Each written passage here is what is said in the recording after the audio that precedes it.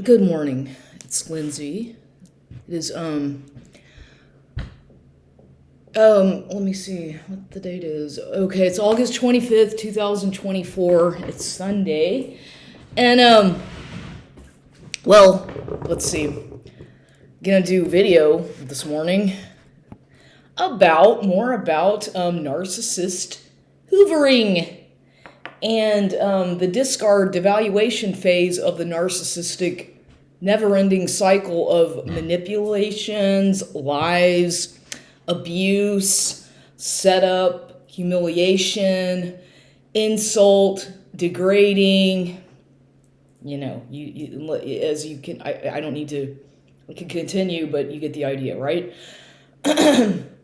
So yeah, and I've talked before about all this stuff. Those who watch my channel, I am not a licensed therapist. I have joked around saying a few videos back I said that I was a licensed sex therapist. No, I'm not. That was a joke.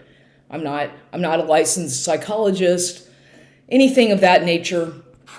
I do have credentials that are education credentials, like a degree, a bachelor's degree, and almost finished a master's degree as well in criminal justice years ago, but nonetheless, I'm not a licensed psychologist or anything of this nature. I'm not even a coach, a therapist. I don't have any kind of credentials for that, but I feel I could with my experience, and I'm still trying to educate myself about these things because I have experienced so much of it in my life. But so don't I don't want to throw people off by thinking that I'm trying to fool people and give misleading information, because I'm not. I try to be very honest. I just tend to talk a lot about my own experiences, which I feel whenever someone has gone through these types of things so much in your own life, I feel that that's kind of a way to warrant my own, my credibility is by my own experiences. And yeah, you learn a lot in a classroom with the right educated people and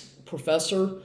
Sure, of course. If I had the opportunity to go back to school and get like a master's or PhD or something in clinical psychology or abnormal psychology or something having to do with involving the criminal justice field and that kind of thing, behavior psychology, because that's actually what I was when I was pursuing my master's degree in criminal justice back in, what was it, 2007, when I didn't finish the degree.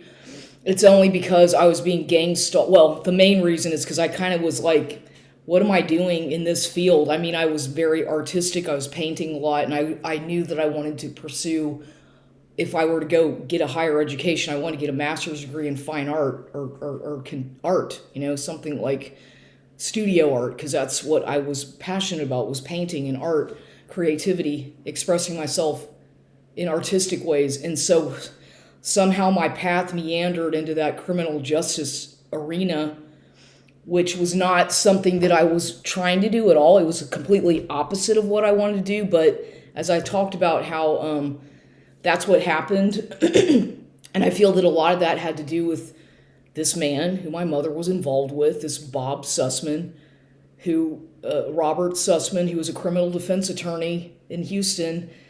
And he was like kind of like a handler in my life, or somebody who was trying to micromanage my life, and it would piss the shit out of me because I was like, I don't fucking need anybody tell me what to fucking do, and it would make me so fucking mad because he was like, and then he became my stepfather when my mother married him, and it irritated me because I don't like anybody telling me what to do, and he knew that I liked art and things like that, and so, but he kept pushing me and pushing me and pushing me into that criminal justice thing. For whatever reason, I never quite understood that. I mean, I did, in my mind was such that I was very curious, an investigative type mind where you want to know about things and, why, and, you question everything, and you have that kind of analytical, critical mind where you want to piece together things and analyze it and figure it out. Well, yeah, I've always had that kind of mindset anyway, but I didn't want to go into that field only. I did on the investigative end to investigate things because I have a fascination with crime and serial killers and all that kind of stuff, and I always have. But I know that with my mentality and my personality, I wanted to try to fuse that together some in a creative way, using my Spanish speaking abilities and whatnot, my artistic abilities, and my other abilities to try to have a career with that. But things didn't work out that way. Obviously, it's just, my life has been a fucking roller coaster, it seems like, for the past many years. No matter how hard I try to stick on one kind of career path, it tends to get fucked up. And it's like, it's not that I don't try, it's just that there's always things, situations and circumstances which seem to like throw me off my path. And so then I have this addiction to exercise and going to the gym. I have other issues that happen. Well, the gym thing's always been my big passion as well. So I have my thing is that I'm all over the place. Like, I have interest in so many different things: music, the gym, art, criminal investigating, mortuary, cemeteries, graveyards, the paranormal, the occult. So I'm all over the place. And that right there, most people have a real focused something. In me, I can't help it. I just have way too many, I'm too diverse in my mind. And therefore, it's like, that's why I can't really, that's why I'm not very much of a conformist. I'm also very outspoken about political things and such. So I'm just kind of very misunderstood. And when a person is misunderstood by society or other people, your friends and family and whatnot, then you become scapegoated. You're somebody who they just kind of sort of, oh, that girl, she's crazy. Don't pay attention to what she says, because this is what happens whenever you're not like, because most people, if as you understand, they have the same job throughout their life. They have the same career, the same job, the same kind of thing. And it's maybe the same job for 20 something years in the same place. And it's like they don't, and I get bored. I need variety. I need change, not constant, but I like different things. It's not like I get to go travel the world and go to a different country every month and experience those kinds of things, because I can't afford that lifestyle. But I've always been the type of person who's fascinated with my environment, what's going on around me in different cultures and people and languages and art. But, nowadays with because back in the day when I was very young, I traveled a lot to Mexico. I lived in Bolivia when I was only 18 years old as a foreign exchange student. So I was thrown into a culture, and it was complete culture shock, but I was already speaking Spanish well enough so that I could function well and in school and whatnot. But it was very challenging at that age. Very hard, but I did it, and I was, but I was a kid.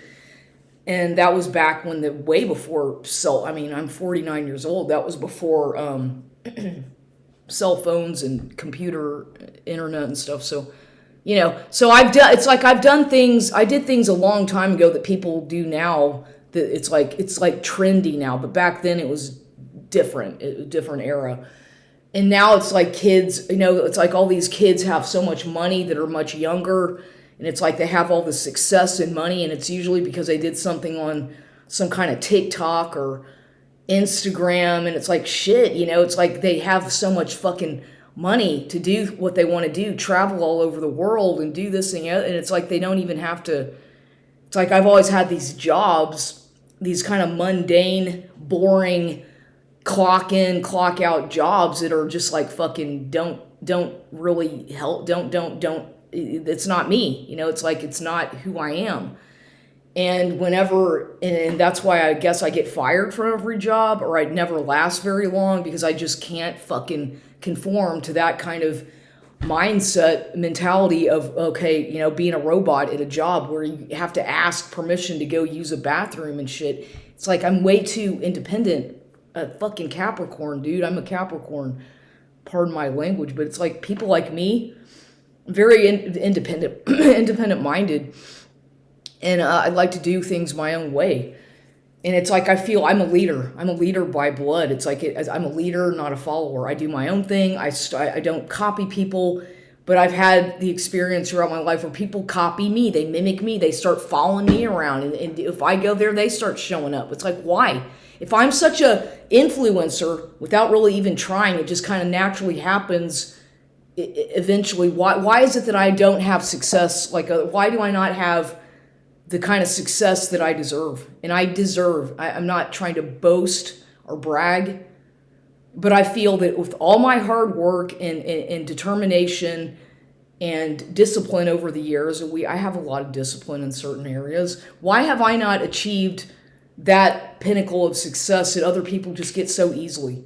Like that, right out of college, they've already got the job. They stay with that job. They become CEO within 5 years of a company. Why didn't that happen to me?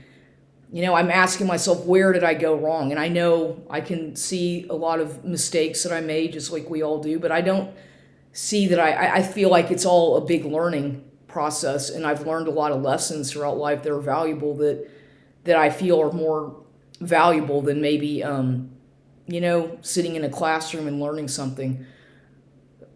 That's just my opinion. Everybody's different, but I don't feel that society has the right to scapegoat and judge people accordingly and label. I don't like labels, okay? Yeah, I've been labeled by the psychiatric, whatever the fuck you call that DSM thing. I have been on medications in the past. I have, I've been accused of being crazy, paranoid, schizophrenic, borderline, bipolar, all these labels. And I have severe depression and anxiety, and PTSD is what I mostly suffer from, because I know how to keep a lid on it, like on my emotions. I might talk to myself, which I do a lot, but I know how to turn it off in the right, I know it's not like for example, when I go inside the gym, I turn it off. I try my best. If something irritates me, if I get gang stalked or mobbed or whatever the fuck they do, they're sending their flying monkey shit, which they do, I turn it off and act like it's not going on. I just focus on what I'm doing and imagine that I'm in a little box. Like, it's like I'm in the box. You can't disturb me. You're not going to break through my wall of my protection wall. And I have to do these things before I ever leave the home to make sure that I'm protecting my boundaries so that they don't get invaded. Because whenever you have low boundaries and you're vulnerable, which a lot of people are, it's just the way life is. Whenever we have things that happen to us that we have vulnerabilities. Well, predatory people see that and they take advantage of that, obviously. And this is something that it's not like people are going to teach you this in school, unless you're taking some psychology courses, you'll learn about it in class. But I never even took any psychology classes. I took sociology and anthropology, but I never even once took a psychology course ever in my life, even though I have had so many experiences with that whole field throughout my life. It's like, why am I not a psychologist or a criminologist or something, But now it's like, well, I can continue to want these things, but everything costs a lot of money. It's like, well, you have to get another credential. You have to do this. You have to go back. It's like, I feel personally that my education, I have a lot of formal education, but I don't necessarily have all the proper credentials to give a light. It's like, it's fucking confusing. Nothing's ever enough. Okay. It's not enough to have a bachelor's degree. It's not even enough to have a master's degree if you have that. It's always expected that you have more and more and more, and it's never enough. But me, I wanted to have my own business. I wanted to be independent. I wanted to have my own LLC as a consultant and make money online or doing, but it's just, my life has been an impossibility. I don't have a mentor. I don't have somebody helping me. It's all on my own, and it's hard because I do everything for myself, by myself. Even if I'm in a relationship, it's always a setup anyway where they just take advantage or they use me for something, and they, what I mean? They're not really helping me, elevating me, or financially supporting me, really. So it's like, it's not easy. And I'm not saying it should be easy, but I'm saying that I feel that with my work over the years that I deserve credibility.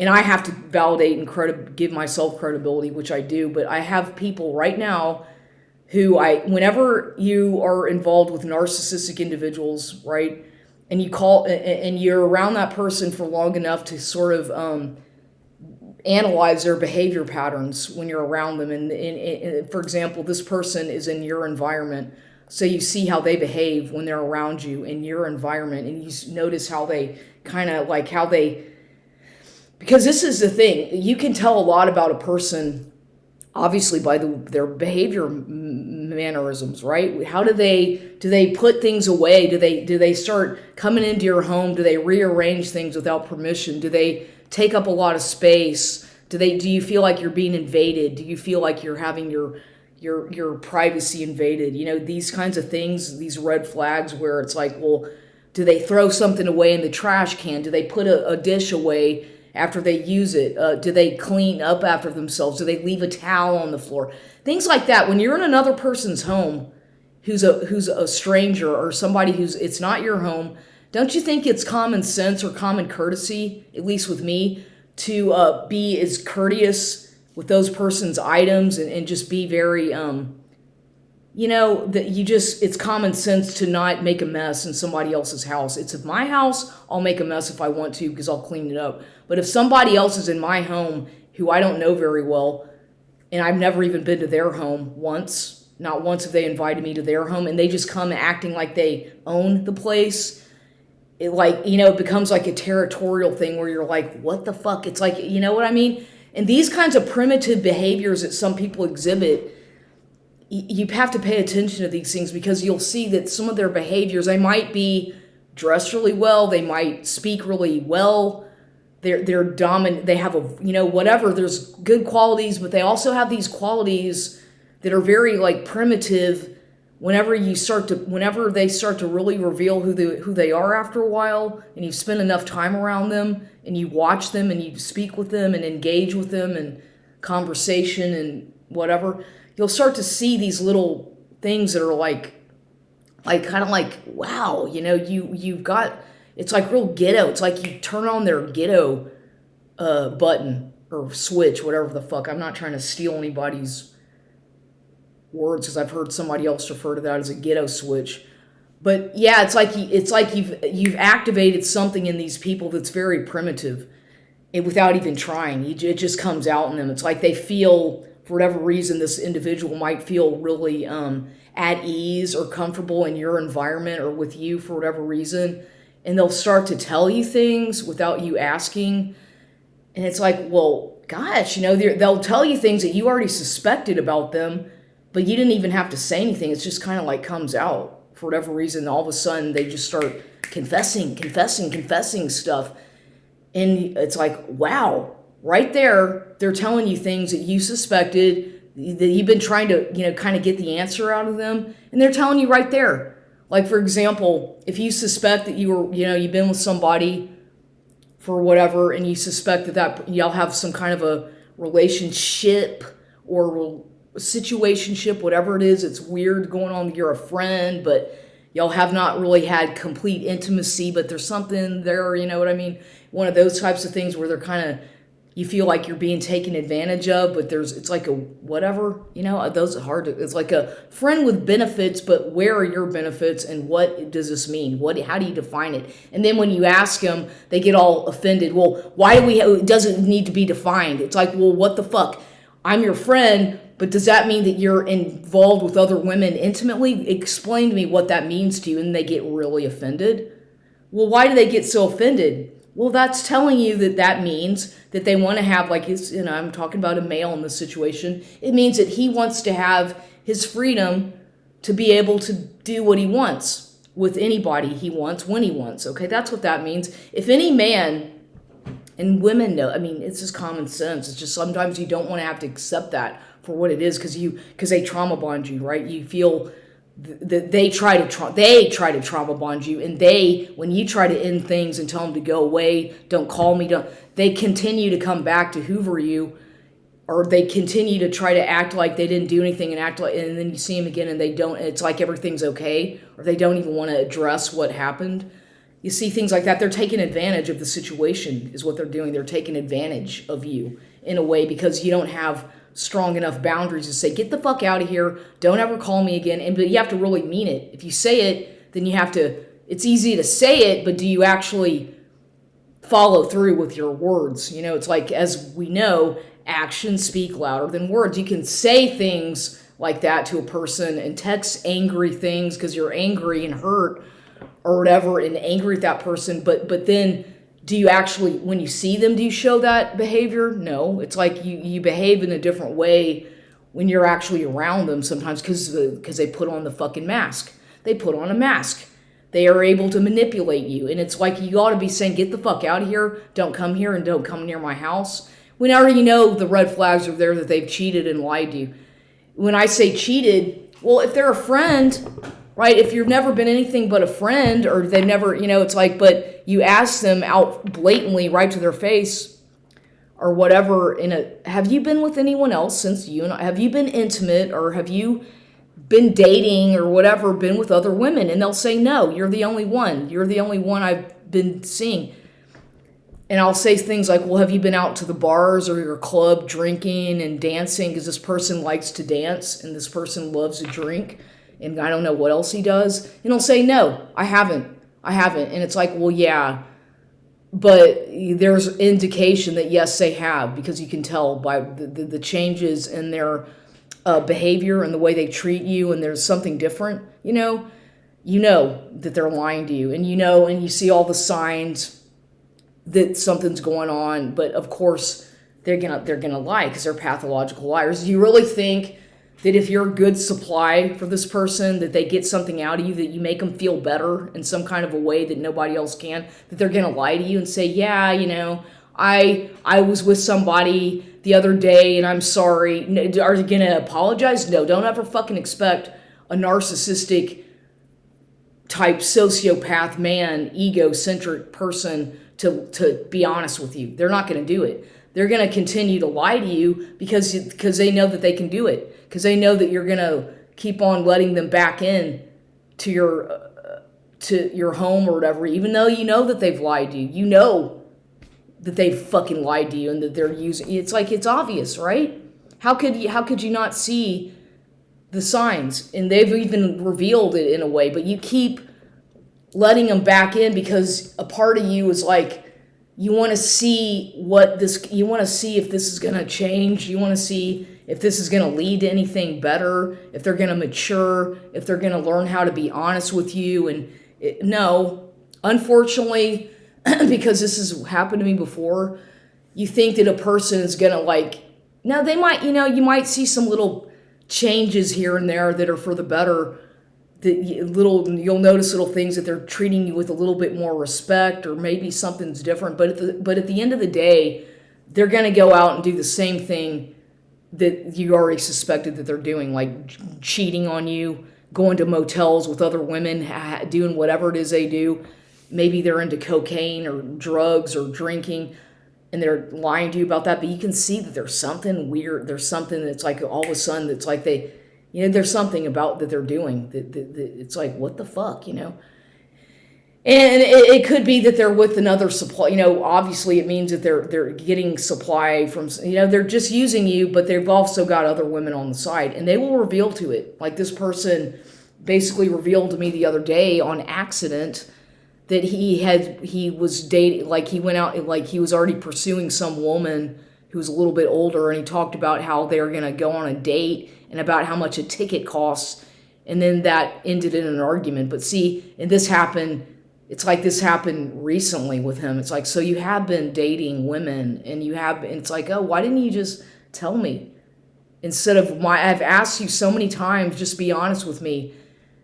And he lied, blatant lies. And I have put up with a lot of shit, and I'm a pretty strong person. I'm pretty resilient. That's one thing I give myself credit for, is I'm resilient. But I still see through bullshit, okay? I know when a person is lying to me, and for whatever reason, a part of me wants to continue to let them do that and see where that's going to go, what's going to manifest. And I don't know why. It's like punishing myself. It's like allowing them to dictate my reality.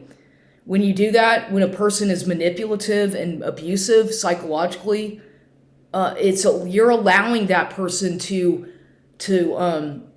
dictate the narrative, or to change the narrative of your own life. It's like number one, you feel your boundaries have been invaded. Number two, they're almost like they're mocking you, they're mirroring you, which is called, they mirror you. They want to come off as somebody that is like you so that you can accept them. It's all they're wearing a mask. Literally, it's like they're putting on a front. It's like a con man, a con artist, or whatever. Or this kind of thing, it's like until it really has happened to you, it's like almost so shocking and infuriating and degrading and humiliating that you're just like, it can almost become entertaining, because they will jump through hoops to get your attention. Like, they're so eager. They rely on you to validate their emotions. They are basically codependent.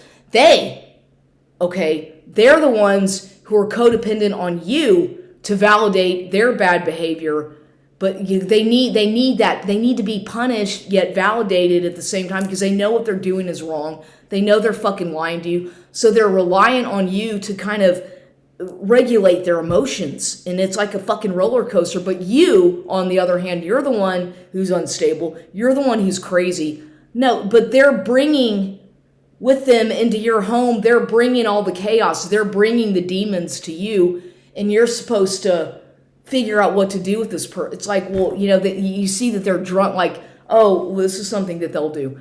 You'll, for example, they'll call you from their job. Okay, they'll call you from their job. And it's like, okay, and they'll have, and that it's like they want to have an audience. They're doing it at their job.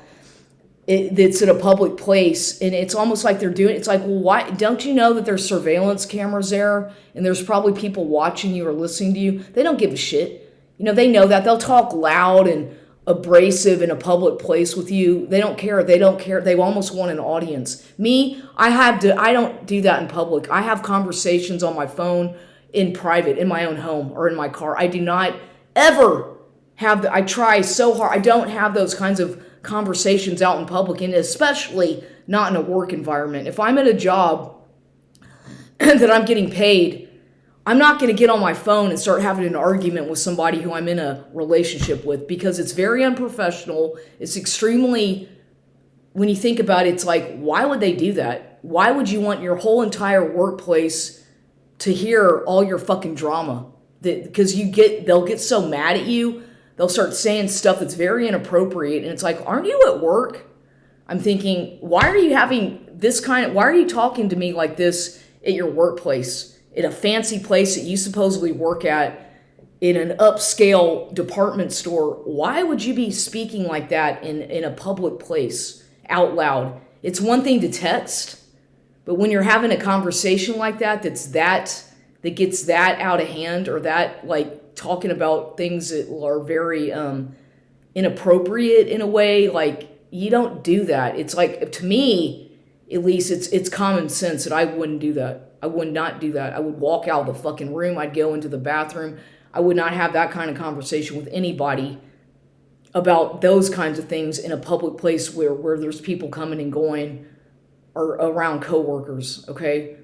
You don't do that. You do that in your own privacy. You do that in your car with the windows rolled up or something, or whatever, in a park, somewhere where it's more private.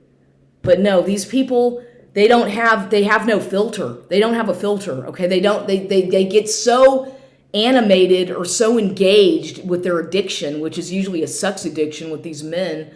They're so addicted to the feeling of the adrenaline rush that you give them.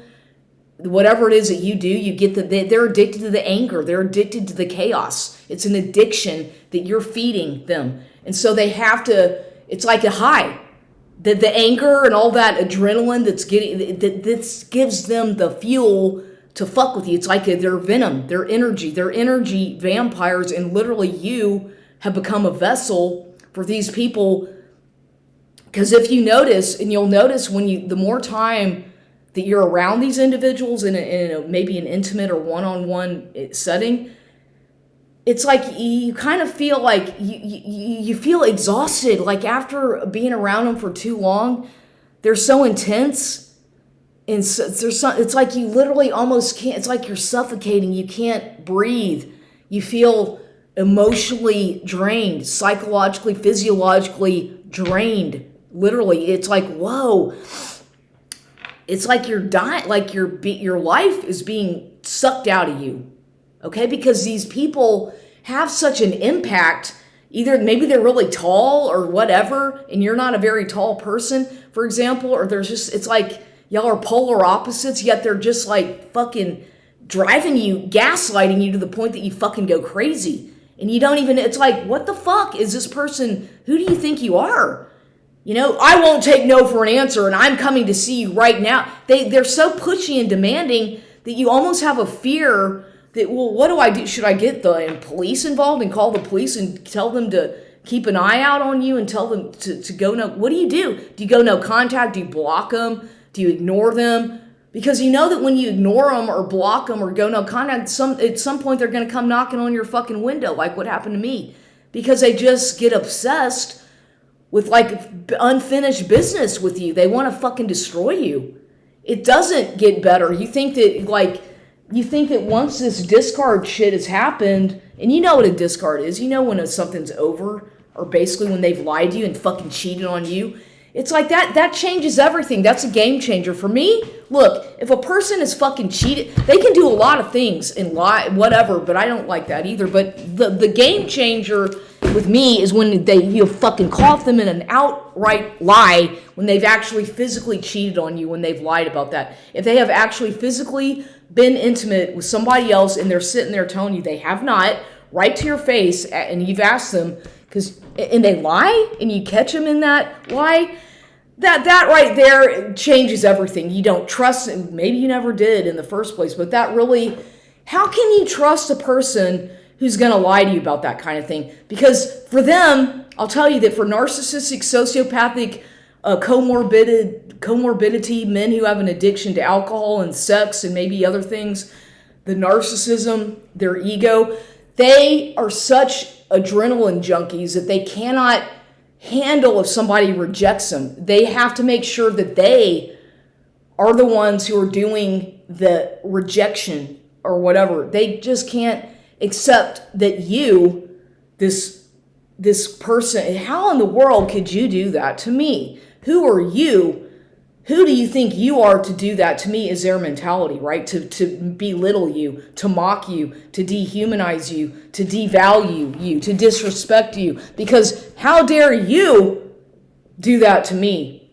You know, because a lot of people they're not used to having somebody confront them about these things. They're used to getting away with these kinds of things, because a lot of people would just walk away from, you know, when you think about it, a lot of women or whatever, maybe even their male friends or family, they're going to just walk away and say, fuck this, or just go no contact, or just, they're going to not put up with that. They're not going to tolerate that kind of abuse, emotional blackmailing, emotional manipulative abuse. Most people aren't going to deal with that shit because they don't want to. And why would anybody?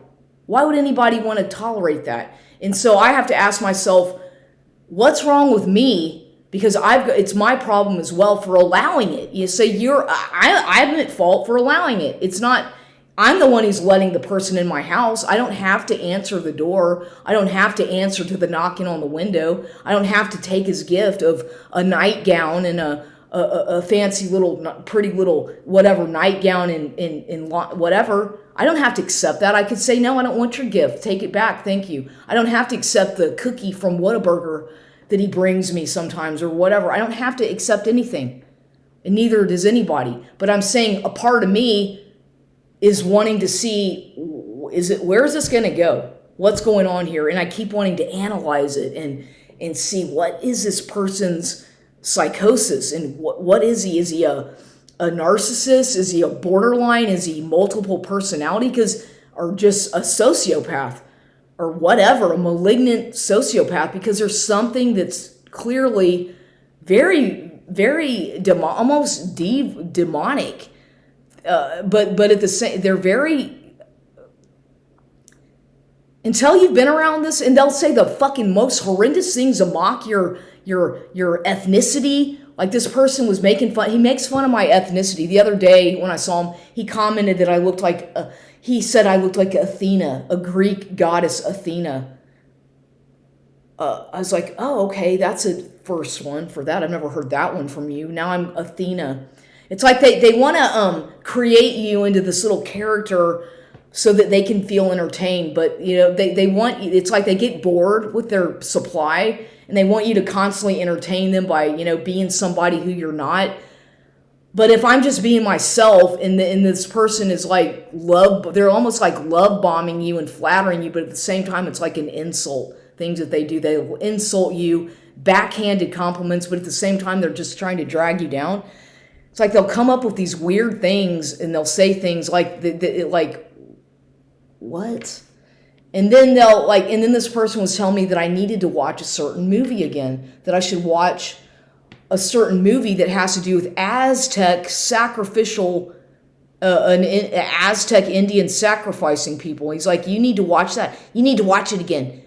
He's like, they're going to, and he said, you're the one they're sacrificing. He told me this the other day when I saw him. He said, they're sacrificing you. And he was explaining to me how they did it, and he looking at me like a fucking nut. I was like, what the fuck is wrong with you? It's like he's sitting there explaining to me that they're going to do that to me. He was literally saying, we're going to sacrifice. It's like, what is he saying to me? And you have to wonder, like, this is a joke that you're telling me that they want to sacrifice me, a bunch of Indian Aztecs, and then he was like showing it how they do it, and they cut out their heart and eat it and all. And I'm like, and this is who this man is. This is in his DNA. This kind of Aztec, Indian, savage blood. Not to be mean, but what are you? And here I am, a European, Caucasian woman, you know, American, who's lived in Mexico, who speaks Spanish, and it's like he's fucking mocking me. So you wonder, well, do you really hate me? Do you hate me for who I am? And the answer is yes. For whatever reason, they might. And then he started talking a lot about blacks. For whatever reason, the other day when I saw him, the theme was about blacks and dreadlocks and talking about his black friends and his job. And I'm like, it's like he's trying to set me up to say something where I look like a racist. Like, oh, well, I don't like those Negroids or those blacks with those dreads. It's like they're trying to set you up or entrap you so that you say something bad about another ethnicity or race. This is what they do. It's like, I've said things in the past about people, but it's like I might not have meant it necessarily, but they want to entrap you in speech to use it against you, you see? And they may even be recording the conversation. But this is what they do. This is the kind of manipulative shit they do because they observe you, they surveil you, they stalk you, when they literally become predatory stalkers and harass you. And these kinds of individuals who have that kind of mentality, you have to wonder, well, do they work for the government? Are they some kind of what exactly, who are they? And you'll never, unless you've done some kind of a real thorough background check on them, which most of us don't do. We mostly don't do that. We should. You should do that before you allow somebody into your house and get too close with them. You should probably do like a real, like criminal background check on them. Like get online and pay, and you'll find out some things. Maybe you'll find out that person went to jail or has a felony or a misdemeanor or a DWI, or maybe maybe you'll find some divorce records or something that's going to help you answer some questions that you might have. But sometimes these things their files have been expunged, and they may be a criminal. They may have done something. They may have been in prison. They may have even killed somebody for all you know. They may be a hitman. They may be an assassin for the CIA. You don't even fucking know who they really, do they work for ICE? Do they work for the DHS, DEA, FBI, CIA? Sheriff's department, police department? Are they an undercover cop? Are they a vice cop? You start to fucking go crazy trying to figure out who the fuck, because there's something about them that are contracted by the government. They might work at a job saying they do this, but do they really do that? Are they doing contract work with that company as for the government? And but a lot of the times these people don't necessarily themselves have a military background, because usually the people who go into those jobs, like private security and Blackwater and these contracted jobs with the government, Raytheon and whatnot. There's so many of them. Well, they usually have like a security clearance, number one, and they usually are ex-military, or somebody in their family was military. They're military brats, or they themselves were in the military to get those kinds of jobs, because, or even, because mostly police officers, sheriff's department, or sheriffs, people in these types of positions, high-ranking government type jobs like that, government, authority figures usually have military backgrounds, or, unless they were grandfathered in to the system where they, that there we can introduce a Freemasonry and all these connections that some of these people have. So you never know. You never know what they're doing, who they work for, and what connections they have.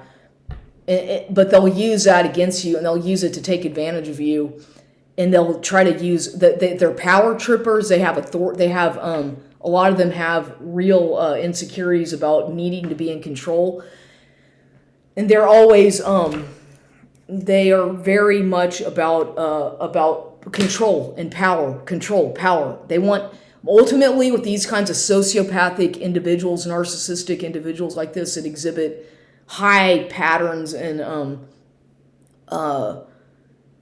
traits of narcissism, it's about control. It's about controlling a situation, controlling another person, controlling the environment, because that for them is their fuel of power. And when you take that away from them, or they that's when they get crazy. That's when they can get violent. That is what really gets them angry, is you taking away their ability to control the situation, or manipulate the narrative to their advantage.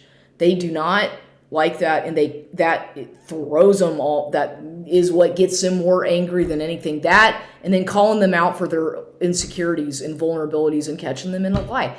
This fucking throws them off the edge more than anything. And you will see the demon, the malignant part of them kind of manifest over time whenever you have kind of punched their buttons and you figure out what their weakness is.